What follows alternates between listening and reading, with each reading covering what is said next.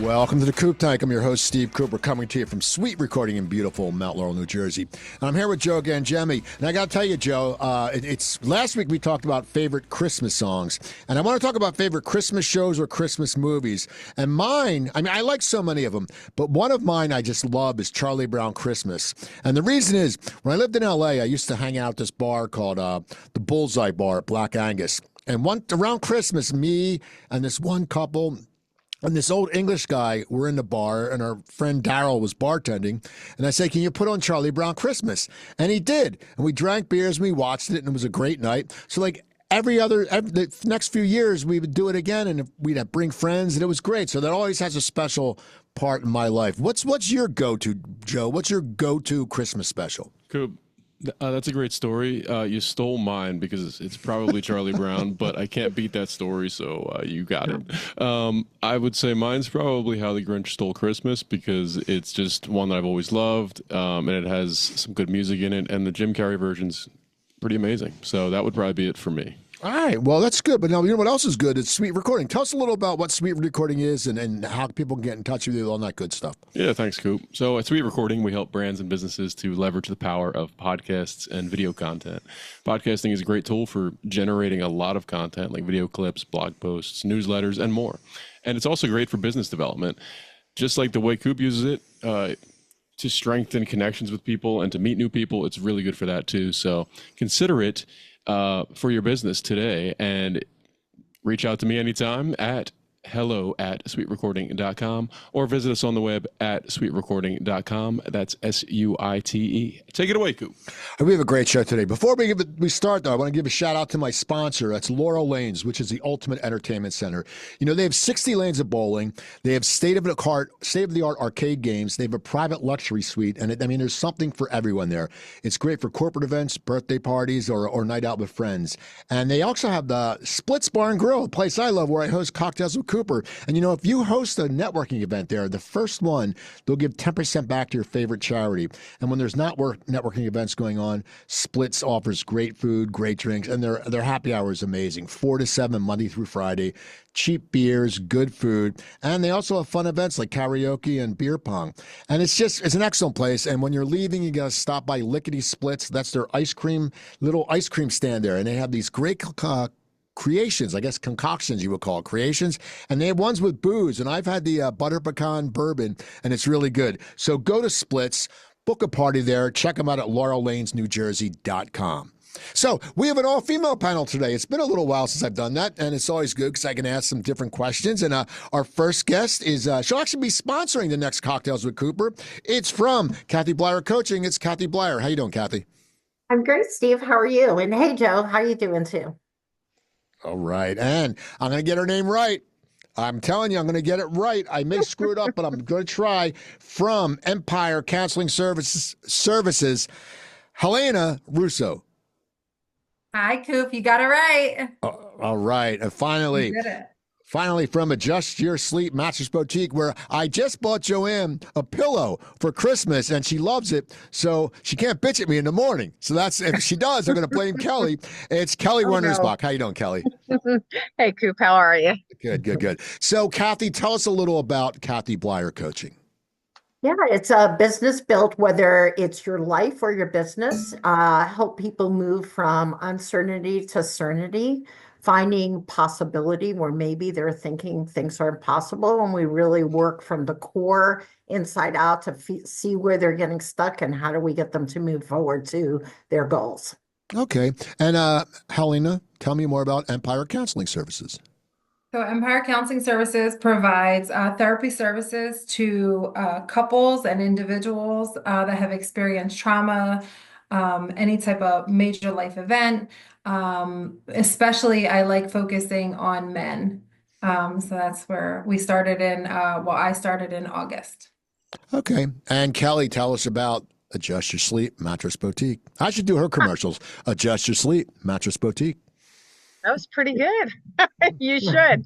Adjust Your Sleep Mattress Boutique is a mattress boutique in Marlton where I specialize in customizing mattresses to fit you. And it's just based on health and wellness and a better sleep. And now, Kathy, tell me your path to Kathy Bleier Coaching, because I'm sure you didn't just wake up one day and say, I'm a coach. I mean, it doesn't happen like that. But what was your path to starting? Because you've been around for a few years, right? Yeah, so I'm going on. I just celebrated my fourth year, definitely. So, really started in leadership out in the retail world, held different retail positions, and then moved to HR, coaching and development, talent acquisition, and did that for over 20 years. And really saw a need, like really when COVID was happening, of how do I leave the corporate business, open up my own business, and really help people because I really saw that was a time that was really affecting people. But I think if you go even before that, one of the things I noticed is that when I was growing up, how culture, how we grew up, our first attachments really affected how we are, how we show up in our life and in business. And I really spent a lot of that time in my corporate world saying, hey, how do we get to know someone's story, understand their story? And that really helps us to understand where they're coming from and how they can move further faster. Okay. How about you, Helena? I'm just going to call you Russo. That's all Helena, right. what was You're your so path? good. What's your path to where you are? Because by the way, people, she like me she's a fellow Stockton Osprey. We found that out Yes, last I night. am. So tell us about how you came to where you are. So I started over a decade ago in drug and alcohol counseling. So that was my first. I'm from Atlantic City, so I grew up in that environment. And the only job that I can get at that time with a bachelor's was the drug and alcohol world. So I started there, and I was there for about 5 years. Then I went into what they call in-home counseling. So that's a service that's offered through the state for children and families. So I worked with people anywhere from 5 to 21. And then I entered into a group practice. So I did that for a few years. There was where I expanded to couples. Like every job I had, I tried to do something different. So couples was in the group practice. That was like my main specialty there. And within there, I was I always had a passion for men and men's mental health and just understanding and just, being an advocate for that, and a safe space for that. I felt like I was always a good fit working with men, but in that environment, I really saw how good that was and how much I enjoyed it. And so that was kind of where I landed on when I parted ways from that company, the passion for focusing on men's mental health. Okay. How about you, Kelly? What's your road to being the owner of Adjust Your Sleep Mattress Boutique? Adjust Your Sleep Mattress Boutique. My road started about 18 years ago. And just a little curveball was thrown at my family where my husband had some health issues that led me to go into the working world. And just like we did back then, I looked at one ads and needed to find something that was going to help pay the bills and still be able to be there for my kids, and landed at Mattress Giant 18 years ago. And I kept thinking, I always use this term that I thought it was going to be super transactional. Here you go. I'll see you later. Never see you again, but it was anything but for me. So I felt like there was really a need for more of a consultative type of experience in a mattress store. It wasn't about the mattress first. It had to be about the person. So I started to learn about the person. I started to learn everything I could about the industry. I went from retail sales to B2B to design, which then led me to my store. I wanted to open up my store and I wanted to make it my own and treat people the way they should be when they're looking for what I consider to be the most intimate thing in your home. And one of the most, truly nucleus of good health, which is, the vehicle to good sleep, which is your sleep system. Okay. I know you just recently celebrated your first year, and Helena, you said you were there since August, and Kathy, you've been four years in. So I want to ask you. We'll start with you, Kelly. Since you're new and owning your store, what obstacles have you faced in this last year? I mean, is there certain obstacles, and how have you overcome them? Sure. The biggest one for me was getting awareness to who I am. I kind of hang out with Kathy and Helena a lot. So they know I'm always saying I have to do things. I have to let people know I exist. And I do. I often host events. And again, even hosting events, I still have somebody that lived behind me and said, she picked up a couple of mattresses. She said, I didn't know you were here. So I'm still hearing that. So I'm always looking for ways to let people know that I exist. So it's just awareness for me, and how do I get to be top of mind for everybody when they're, looking for that sleep system. Okay. How about you, Helena? Since you've been, I mean, since August, what obstacles have you faced? Because that's still, it's new, but you're going to face things.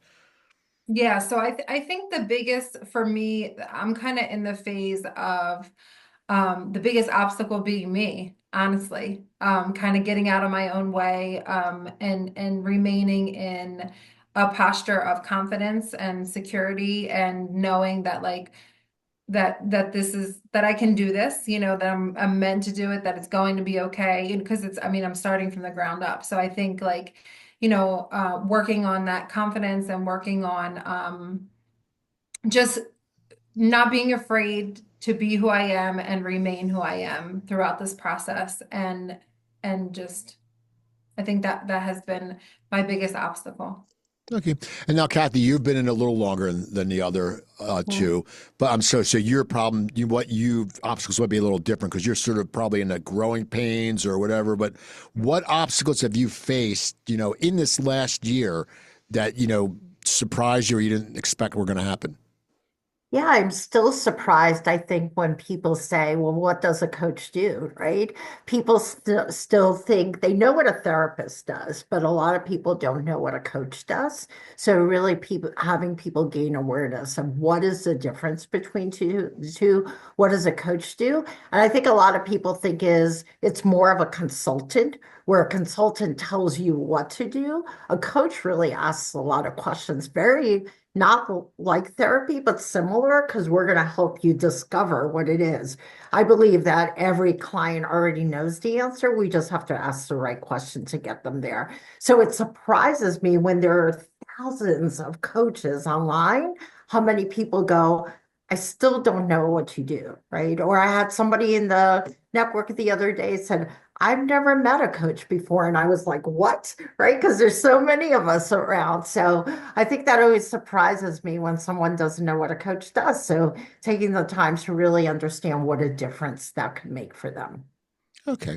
So I was talking to a few people this morning about goals, and the 2024 is wrapping up, and but you still have to go after your goals. I always joking around, like December, my goal is to remember to open the advent calendar every day, and I've got it right so far. I want to make sure I get that piece of chocolate every night because Joanne doesn't eat it because she only eats dark chocolate, and I got one with milk chocolate. But she sets her phone at 7 o'clock, and it bings, and I'll eat it. So I'm like Pavlov's dog. I'm like, oh, okay, But looking forward, people are starting. Some people put December on the back burner. Of course, like Kelly, not for you because it's Christmas and people are going to buy mattresses.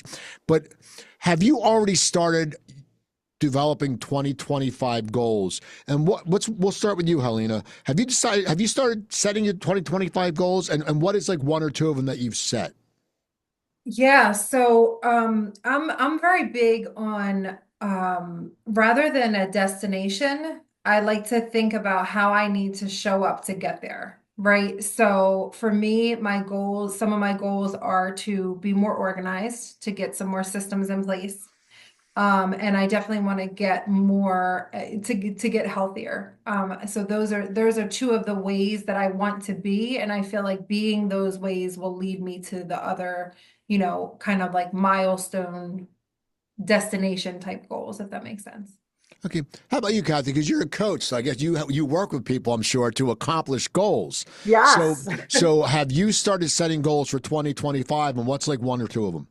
Yeah, I think two of them are, Joe, are you listening? Really getting my podcast up and running back again. So doing that's definitely one of them. And I think the other thing is I'd like to be able to have a newsletter that I can get out to all my clients. So those are just two of my goals. Yeah.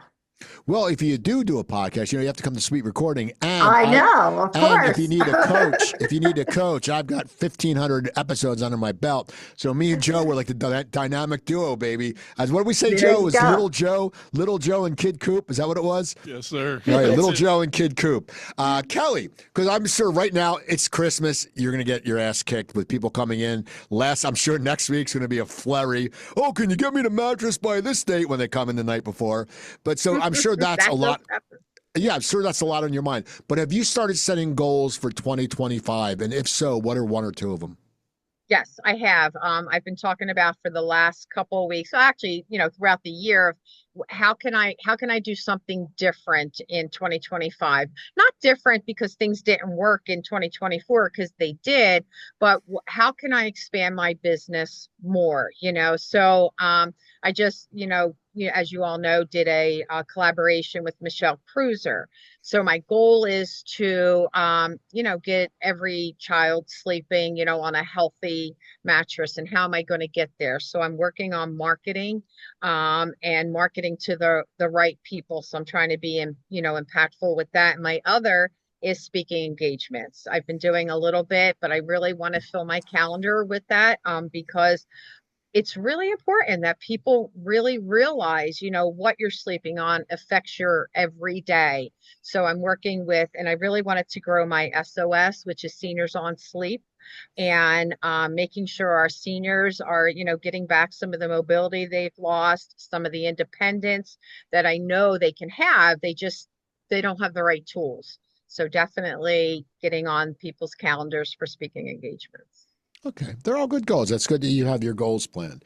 Um, so we can sit there and people can say, oh, I love my job. I love my job. And a lot of people just do it. You post it and you're full of shit. I mean, a guy, guy shoveling crap at the circus I'm sure he doesn't love it. He might love his job. That's sort of a disturbed person if he loves shoveling crap every day, but he might love it. But that being said, Kathy, what do you love about your job? And then follow it up with what you don't like about your job. Yeah, great question. Absolutely love, I think from when I started working, even in when I was in the retail world, seeing that transformation happen for someone, when you see them have that aha moment, the light goes on like behind their eyes, and you see that joy, watching people have accomplishments, watching them come back to you or even write to you and say, hey, I just had to share this moment with you. Absolutely, hands down, love that piece. What I don't love, hate the admin of it. Totally. I hope next year that's another goal of mine, that I hit that place where I can hire an admin person and I don't have to do the admin part of it, because I want to be upfront with the client and how can I get somebody else to do all that stuff. Okay. How about you, Kelly? What do you love? And I know you love your job, and it's obvious, but what's something you don't like? I do. I truly love every aspect of my job. I love interacting with the clients. I actually have to say it's a lot like Kathy, that aha moment when, that mattress just does exactly what it's supposed to do when I'm teaching you and educating you. I will say I absolutely loathe admin. I wait till the last darn second to do any bit of it. I want to be, again, just like Kathy, out there with the client. I'll go to heck and back again, for my clients. So everything that has to do with physically being present for them is phenomenal for me. Admin and paperwork, not so much. Okay. How about you, Helena? Same thing they said. No, I'm just kidding. It's So just- I really, I mean, it is similar. But I really, really do love my job. So I just really enjoy, especially when men cry. It really, really makes me happy. I enjoy the release. And I love when we've hit that moment where it's like I know that there's so much pain that's being released at that time, and the healing that's happening. So not in a sadistic way, right? But in a way of like, I like this is so like it's just so powerful. Being in that room with people when they reach that moment is just an honor, honestly. So that's what I love. What I don't like so much is the fight, like insurance companies, like any type of admin things, but also just I don't like the systemic level of therapy. And the fact that there's such a discrepancy with accessibility and just the way that a healthcare system sees mental health and the stigma of mental health. I think I really, especially with men, it makes it that much harder to reach my clientele, and it's that much more unfair. So I think that's what I don't like. It's funny, we were talking about Christmas specials earlier. I always cry in joy at the end of It's a Wonderful Life. I tear up when he goes, Clarence just got his wings. That makes me cheer. And then there used to be a claymation special before your time, Helena. It was called A Little Drummer Boy. And then there's a part of it where his sheep gets run over and it dies. And as a kid, I would cry. But then Jesus brings it back to life. And then I would be happy and I have a little tear of joy. So people, you can cry, and even if you're crying at claymation, it may mean you're fucked up, which I might be, but I'll cry at claymation. So that's the thing. So we have established coach, counseling, mattress counseling coach. Kelly, what makes you different than any other mattress person? Because I know I can drive down 73 and see that mattress, but there's never cars there. I don't know how they do business. I never see a damn car there. And it's right around the corner. I drive by it all the time. But what makes you different? Because you're in a market that you could say is somewhat saturated, and people do have a general thought process about it. But what makes you different? I think a lot of times it takes for you to actually be in here to experience it. It's a very welcoming environment, and not just like when you walk in and you get a hello. I mean, there's you come in, you do sit down, we have coffee. It's amazing to me how shocked somebody is when I ask them if they want coffee, or when they call me and they want to set an appointment and I say, well, what are we going to want to eat while you're here? What are we going to, drink while you're here? And they go, what? So I just think it's that care factor, and the fact that I start with you and not the mattress. It happens all the time. Somebody comes in to a traditional mattress store and they say lay down, and they know nothing about the client. So I have to learn and extract everything I possibly can so that I can do the best job for you and fit you to the right sleep system. Okay. How about you, Helena? Because there are a lot of counselors and a lot of people in addiction and all that's the fields that you cover. So what makes you different? So if I'm sitting there and I go, man, you got to go to Helena, what makes you different? She is conventionally unconventional. So I think that like Kelly is saying, like the experience with me is different because I definitely just show up as a human first. I'm always leading with my heart. I kind of, drop the idea that there's, I mean, we know that I'm the professional in the room, right? That's not something that needs to be established in my demeanor or established in my clothes or established in so for me, my experience is very heartfelt, being with me, like we're gonna laugh, right? We're gonna cry. I may cry in session, right? Like obviously not to where it becomes about me, but to where I'm in this with you. I think anybody that's ever worked with me knows that like I'm super passionate. I'm 100% genuine, and I really, really show up and care, and I'm accountable. So I don't think that what makes me good or anybody good is like what you wear or what it really is like, are you willing to learn? Are you willing to grow? Are you just continually showing up as the best that you can on a human level? I think that is that's really what sets me apart, is that the experience in my therapy room, I can guarantee, is not like any other experience, and for those reasons.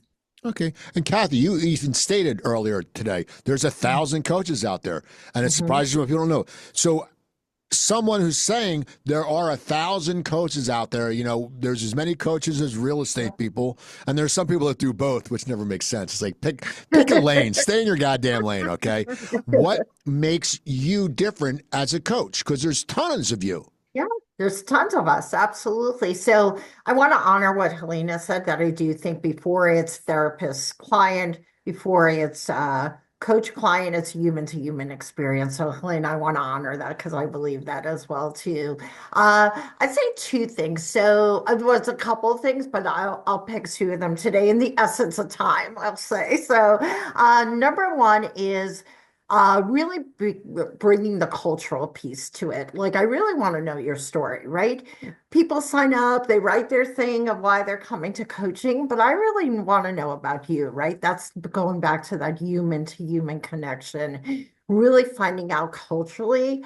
How do you show up? Tell me your story. Let me find out more about that, because the more we can make that connection and understand each other's stories, the more there gives opportunity for growth and space for growth. I would say the other thing is very similar to Helena. We laugh, we cry. I'm not afraid to say something really sucks when it sucks, right? And being able to call that out, especially if somebody is in a toxic situation. I think making them feel validated in those situations is huge. And I would say the other final thing is I'm an IPEC coach. I went to IPEC for my certifications. And one of the things we do at IPEC is we give everyone something called an ELI, which is an Energy Leadership Index. So when people come in, they take that index and we really look at a couple of things with that. What is the energy you wake up with every single day? And the minute stress hits you, the minute life hits you, what do you shift to? So there's a shift that happens when that happens. How can you recognize that quicker, gain awareness of that, and shift back faster? And I always say, if you find a coach who says you'll never experience that again, I would say run the other way, right? Because you're going to experience it. The key is to get tools and strategies to know how to shift faster. So an example is, when you're stressed, do you go to your victim place and show up as a victim? When you're stressed, do you go to your fighter place and fight against other people? Is service something that's hurting you because you show up in service all the time and you don't take care of yourself? So let's find out, what are those stress things where you go, and how do we get you back to your optimal energy level? And that's one of the things that I really spend a lot of time with people. So we'll do that survey in the beginning, work with a lot of tools, and we'll do it at the end. And people always see such a difference in how they show up from an energy level. Okay. This next one is sort of they sort of lean on each other. I was going to ask them separately, but I'm going to throw them together. I'm going to start with you, Helena. What is something that you could have changed from when you started your position? And in the same question, what is something you've also learned? Because sometimes you learn from changing, but what is something that you could have changed from the beginning of your new job? And what is something you've learned from the beginning of your new job?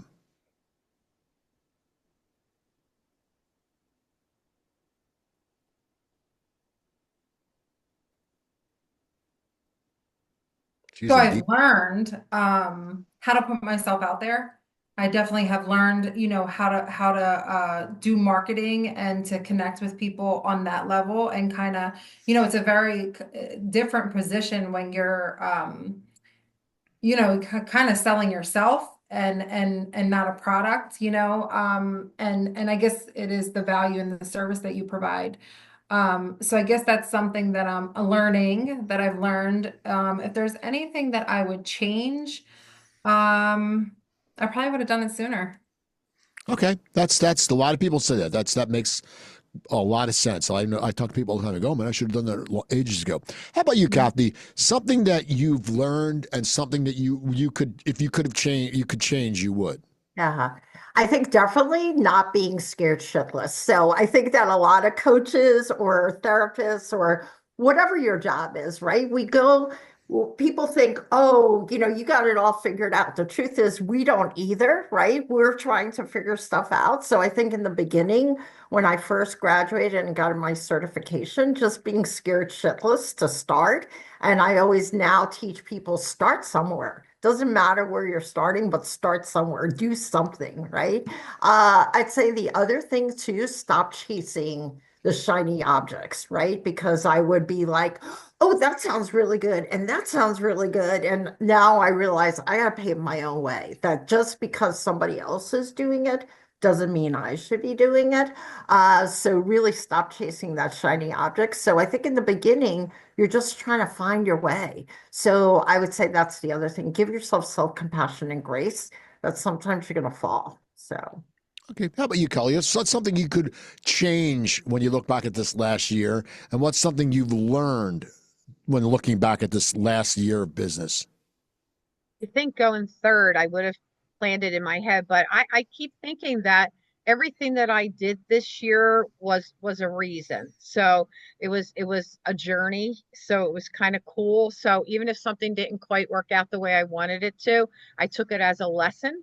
So the only thing I could really think of is I think I would have changed my strategy for marketing first. I love all the networking. Like I said, and I'll say it over and over and over again, that networking was huge for me in my business, and that all these awesome relationships that I've created, and I'm so honored to be part of, is something I wish I did sooner. And maybe spend a little bit more time in that organic rather than paid for the wrong ones, and learned how to do it right. So I'm hoping 2025, I get that piece of my business right. And I'm working towards that, working with the right people, keeping the right networking going, and being available for people as well, and me being impactful on them as they are for me. So I know you're very involved with the community, Kelly, and I want to ask all of you, and we'll start with you. That's why I'm starting with you on this one, Kelly. Why is being involved in the community so important to business, and why did you take that path? Because a lot of people don't give a shit, and they don't get involved in the community, and or they do it for the wrong reason. Like, you see these people on boards, like, oh, I'm on this board of directors. It's like, yeah, you paid $1,500, and it doesn't mean shit. Okay, it doesn't mean anything. Like, my friend asked me if I wanted to be on the board of education or for his charter school in Philly. And I'm like, no. I mean, I have no interest. I don't want people bitching at me. And I said, does it pay anything? He said, no. I said, then why would I do it? Why would I deal with that? And then plus it's Philadelphia. It might be different if it was in Marlton. But I know you're very involved in community. So why did you get involved in community, and why is it so important to you? I think why I got involved in it just really goes back to when I always said that stay-home mom, and I was involved in everything under the sun. I kid you not.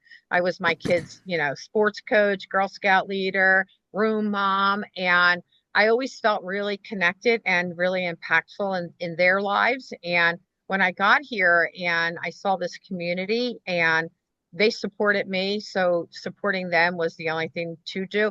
I just didn't know how much I was going to get out of it, meaning I literally love every second of being part of the MBA, or having the officers come to the store and, read stories. And last night we did a wrap and wine. I mean, it's just fun little things, like that. And it really is impactful. I had a mom kind of Facebook me today to tell me how much fun she had the other night when the police officers came to read, and she'd asked me for pictures of her daughter, and I was happy to provide that. And we got such a candid picture of her daughter reading on one of the stools here, and it was just beautiful. So I got to tell you, it's just like I get to do so much fun while I'm working. So I'll just keep doing it. I will always open my store and be part of this community. I love Marlton.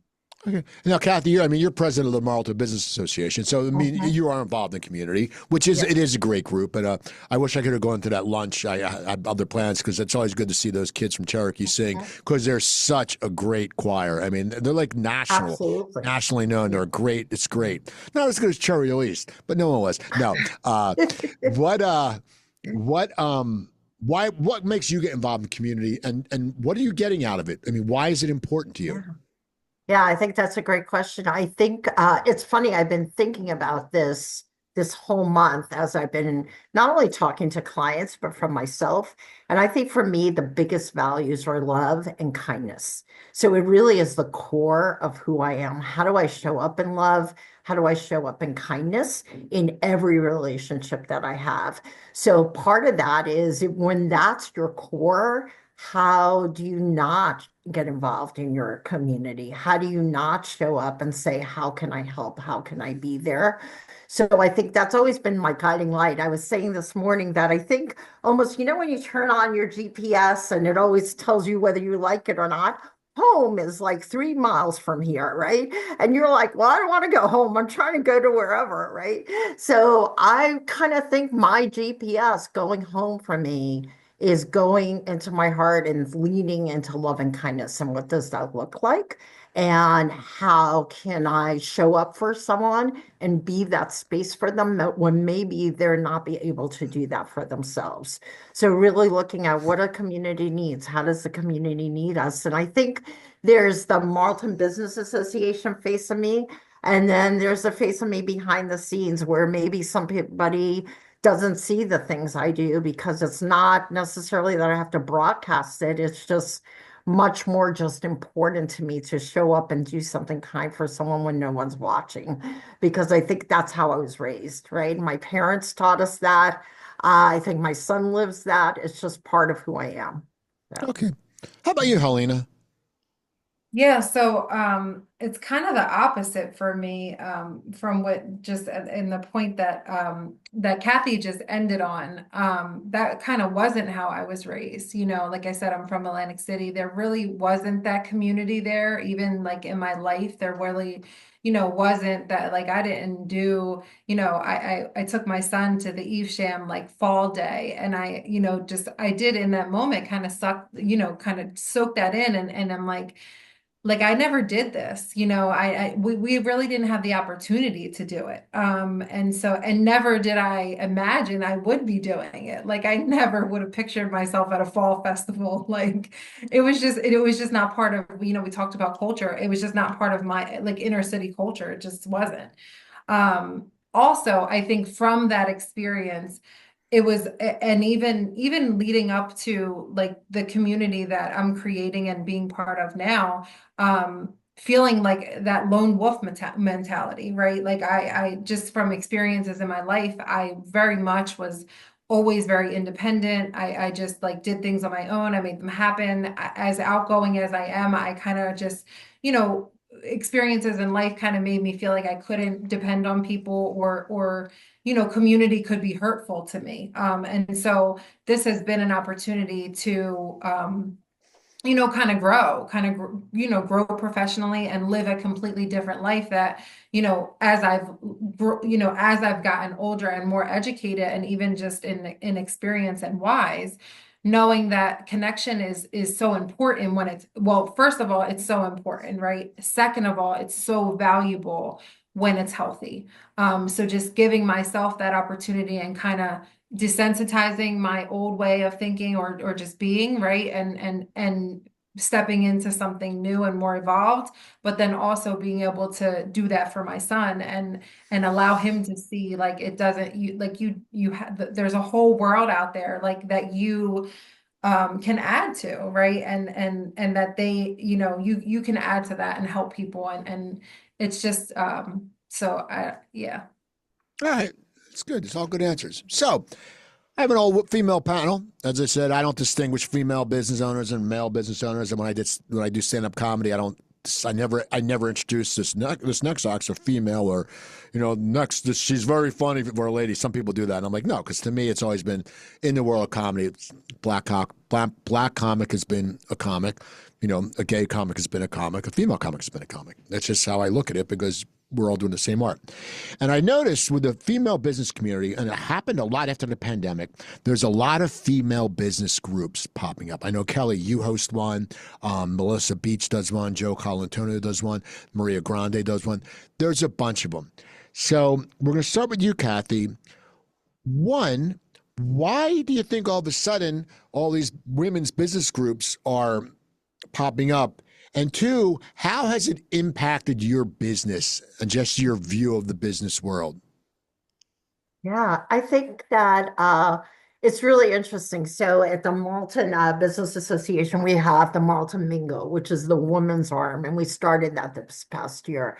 Since we started, people started coming, right?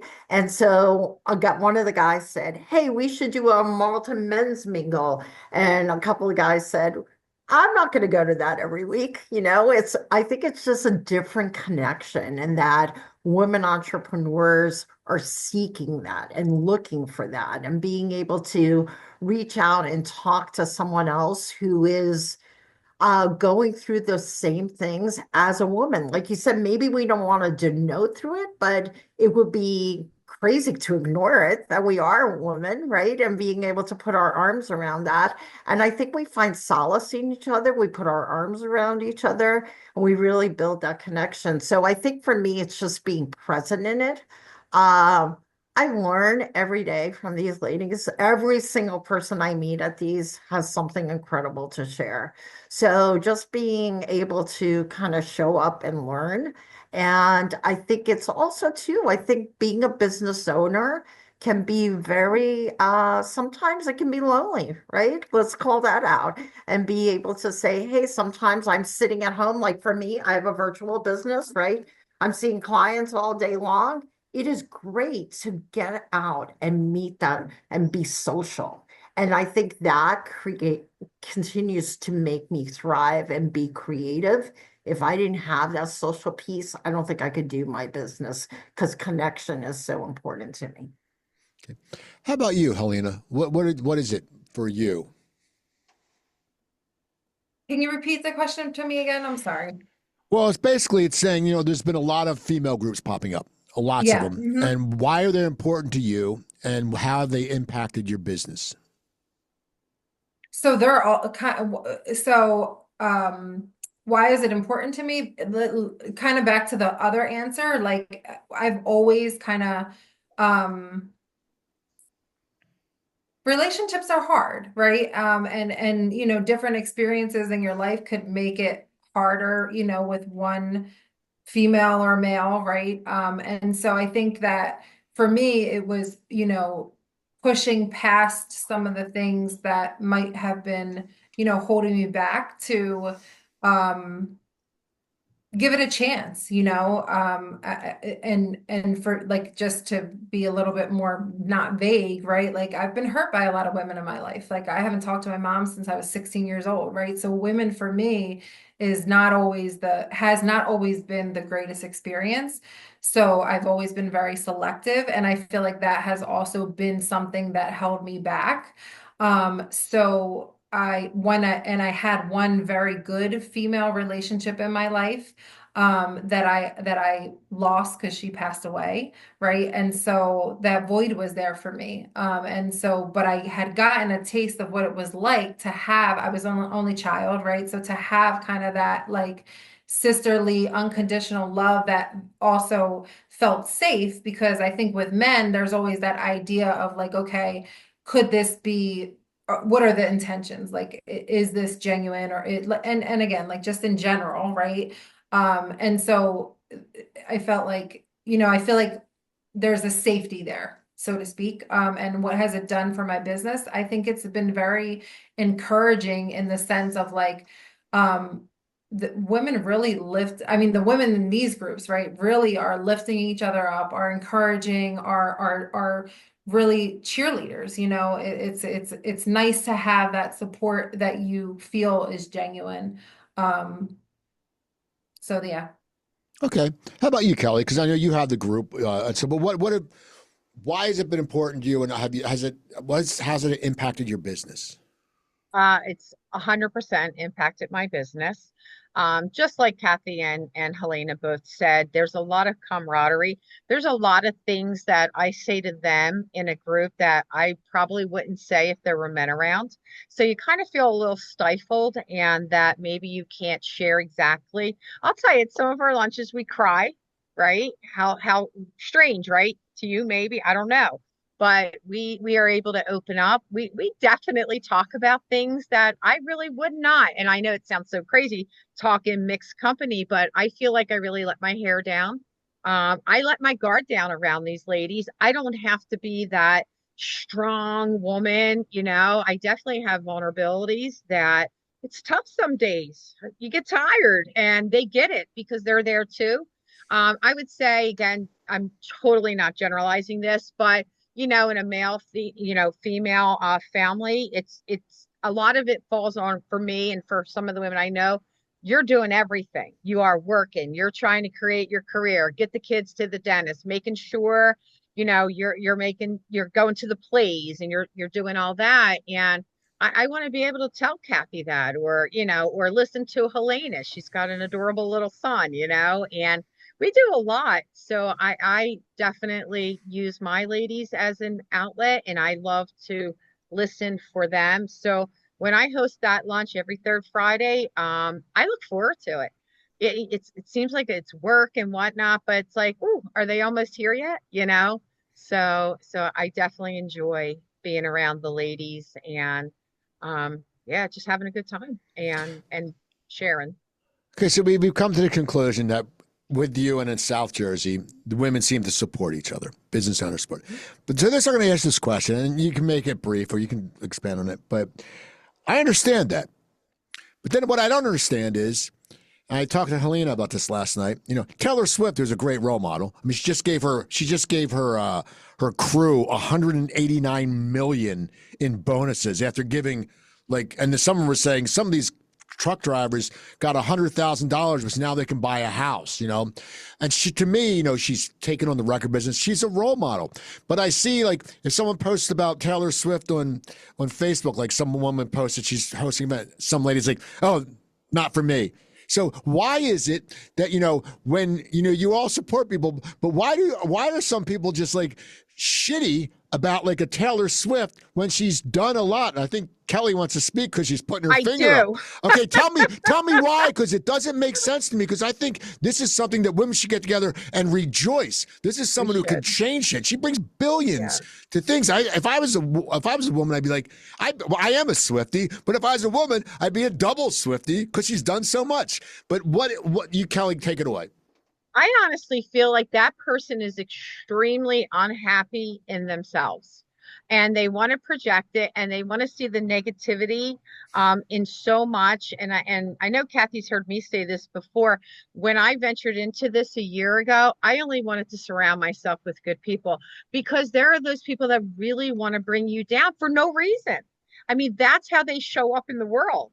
And that's how they want to continue to show up in the world. So that's why the women that I know, that the ladies here with me today, we all surround ourselves with a lot of the same women. There's a reason for that, you know, because we do lift each other. We do, when there's a shitty thing happening, you know, we know that they're going to be there to listen and maybe not even say a word. I had somebody walk in the store one day in tears. I said, tell me what happened. She says, I can't right now. And I did not press her. I didn't have to know. Just she needed to know I was there for her when she wanted to speak. So I'm huge. That's why I raised my hands. You know, I really did. Because that's just how people want to be. And that's sad. It is sad. How about you, Helena? Because you know you're into therapy, and we talked about this a little less. But what do you think it is? Same. Yeah, same. I think that it's a 100% reflection of how where they are in their journey themselves, right? I definitely think that it's a level of and you know there's jealousy and then there's envy, and I just think, you know, there's that jealousy. I think both exist, you know, like why does she get to do it? Why, like with her in particular, like why is she so successful? What's so special about her, you know? And there's a level of intimidation, you know. I think it's intimidation, I think it's jealousy, but all of that comes from the unhealed parts of the woman who's feeling that way, for sure. Okay. How about you, Kathy? And are you a Swiftie, Kathy? I am a Swiftie, and so I want to shake it off. Yeah, I think, well, one, because I think she is doing incredible things out there, and two is I agree with everyone else, right? It's it is where people are and they have healing they need to do. And the best thing we can actually do, which I think sounds crazy, we want to sometimes snap back at somebody like that. How do you put your arms around them and try and understand where they are in their journey? There's this old proverb, and I wish I could remember right now who said it because I can't. But there's a man on a bridge and there's a woman leaving a town and she's going across the bridge on the other side. And she says, "Hey, how are the people over there?" And he says, "Well, how did you find the people where you are?" And she said, "Oh my gosh, they were so great. I loved them. They made me all this food. It was amazing." He goes, "Then I think you shall find that on the other side." 2 days later, another woman comes by and he says, asks the same question. And he says, "Well, how was it where you were?" And she says, "It sucked. It was horrible. The people were mean and all that." He goes, "And I think you shall find that on the other side," right? Agreed. So whatever we're seeking, that's what we find. So if you're looking for something to be wrong, and you find it, it's usually there's some kind of healing that you need to do, and that person's just not there in their journey yet. So how can we, I don't know. For me, it's always putting my arms around and trying to understand why that person's there and how can I help them. See, I'm a Scorpio, and so is Kelly. I'm like, screw that asshole. I'm like, if you're gonna be a jerk, forget it. I got and not. I don't argue on Facebook, but when the woman put that about Taylor Swift, this lady said it, and I'm like, and I just asked her. I said, why all this? And it was the young girl, like 25, posted it. I'm like, all she's trying to do is like, create this event and promote it. Why are you doing this? And she's like, "I'm not looking for an argument." And I said, first of all, don't flatter yourself that I would take the time to argue with you. And I was going to call her a troglodyte, but that was mean. I'm not going to be mean.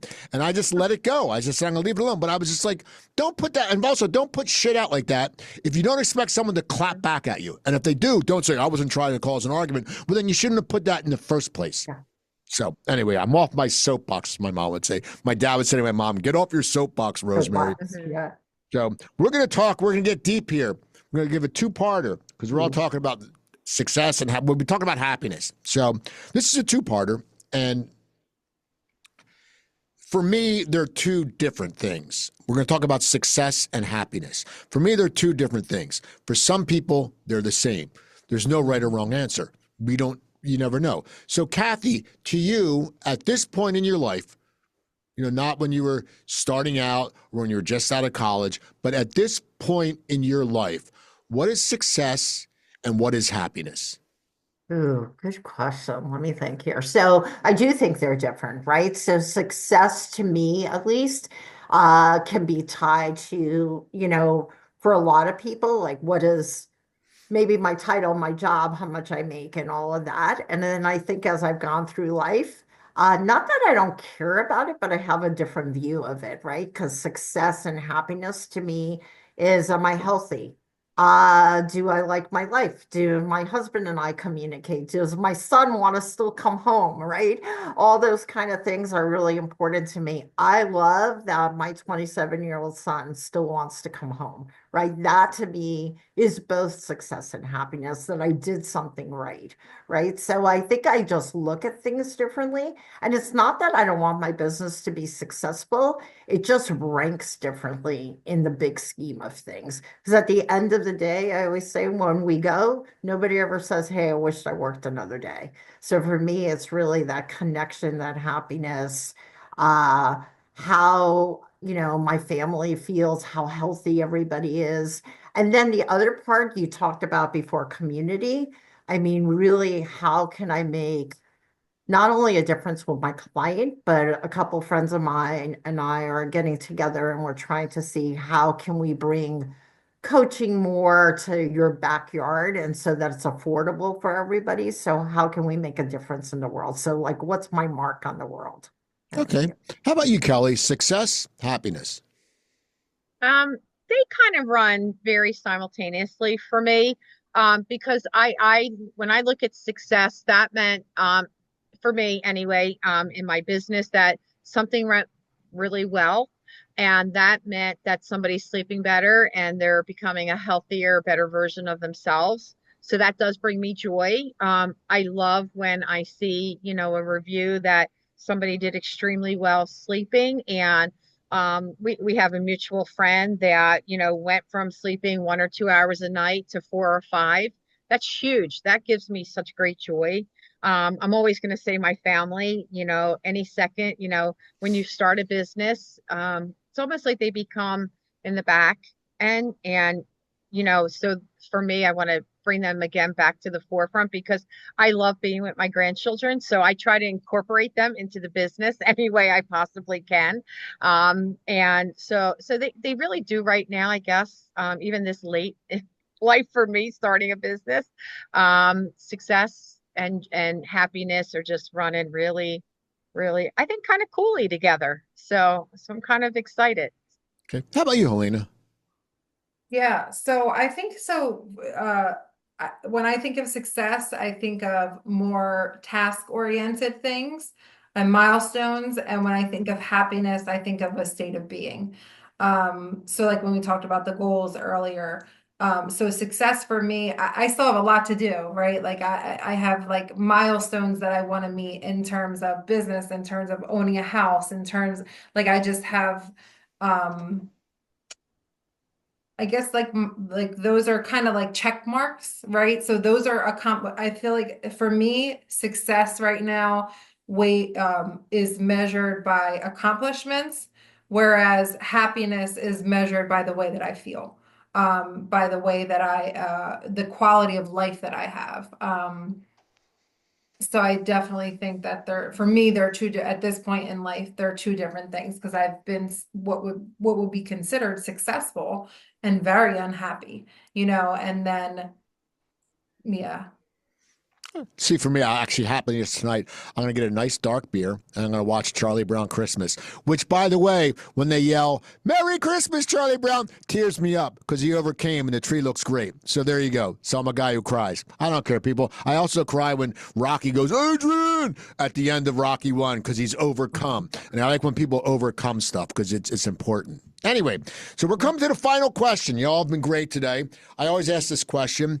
Someone comes up to you and they could be just getting out of high school. They could just be getting out of college. They could be changing their career. They could be, they could go into trades. They could go into sales. They look to you for advice as to mentor them because people look to people for advice a lot, So, Kathy, what is the advice you would give someone who came up to you and said, what's the key to this shit? How do I make this work? What do I do? What's the advice you would give someone?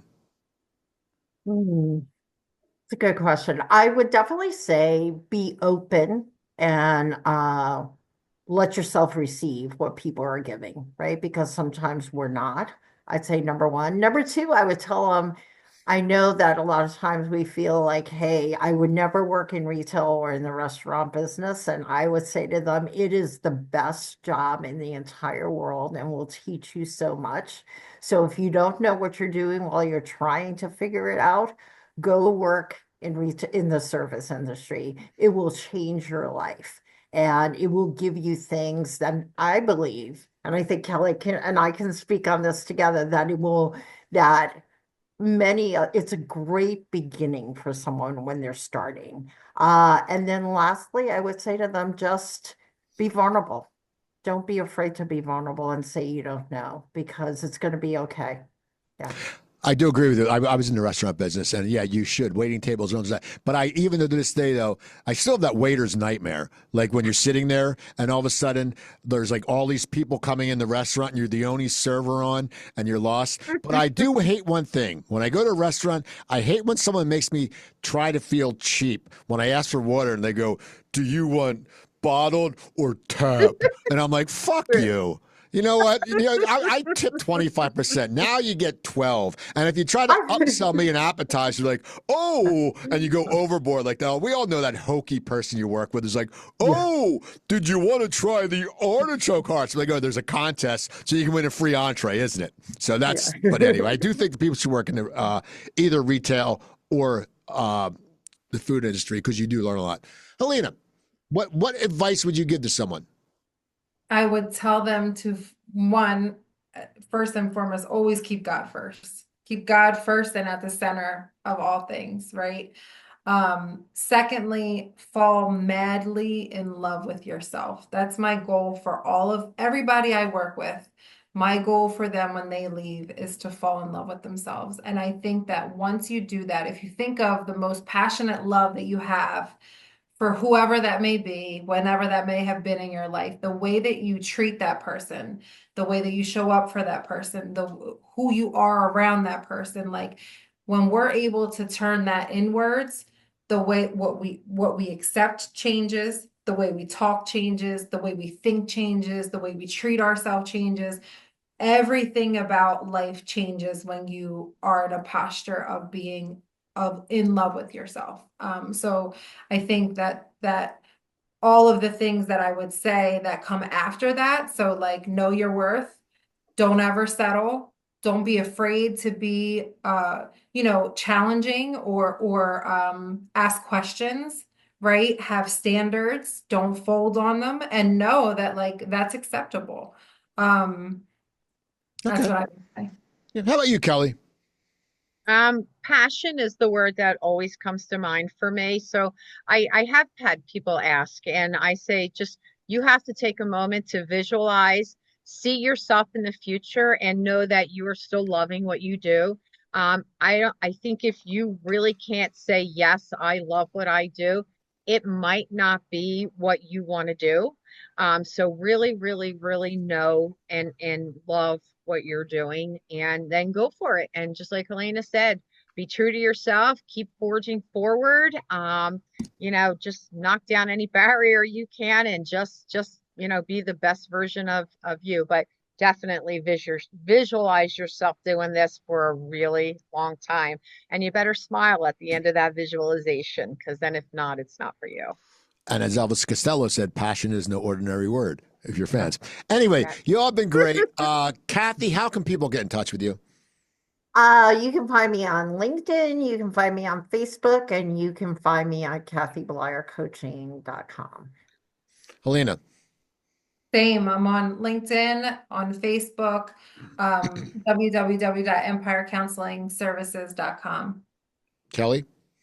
Same, but I would love for you to come to 888 Route 73 North in Marlton, where the Whole Foods Shopping Center is. I'd love to see you in the showroom. So people go check these people out, look them up, connect with them. You can get in touch with me, the Coop Tank at yahoo.com. Check out the show. Go to YouTube. Look up the Coop Tank.